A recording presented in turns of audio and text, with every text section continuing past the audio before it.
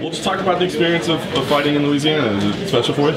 It's nice. Be able to come back home and just be at home. You know, the travel was a little better, but it's nice that, you know, friends, family, everybody else that's from around here that supported me for so long.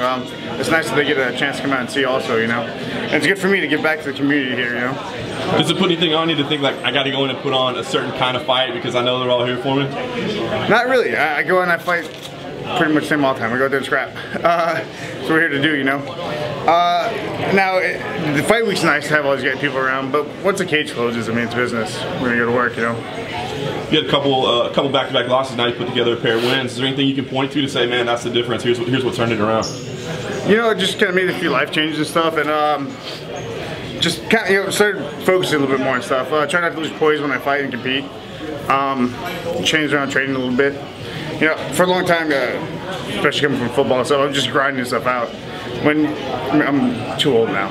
You don't need to grind stuff out. We need to take a break, but yeah, great coaching staff, great training partners. You know, helped out a lot. Now this is a rematch. Is it a heated rematch? Is there any bad blood or rivalry here? Or is it just two guys that happen to have fought before? Not to me, I won the last one. But you know, Derek's a big strong guy. Respect him as a fighter. Actually came out the top team for a little while and trained with us when I was there.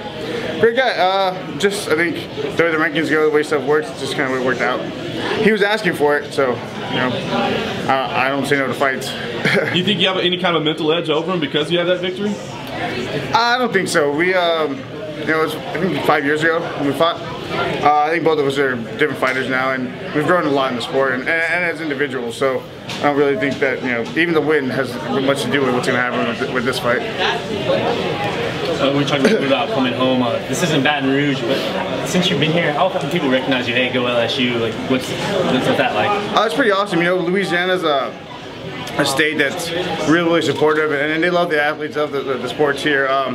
Win or lose, you know, they love you. And now they are ugly when you lose, especially football games. But you know, after they'll yell at you and they're your best friends. But they big supporters, so yeah, absolutely, it's just a great place to be around.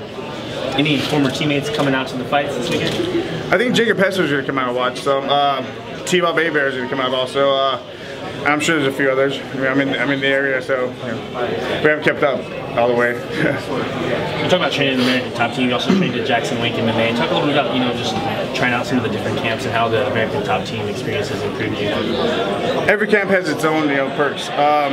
Absolutely love Jackson Winklejohns. Some of the best coaches in the business. Winklejohn, in my opinion, is the reason why I started doing, you know, better when I started striking, doing all my other stuff. Or even success in, you know, the UFC now.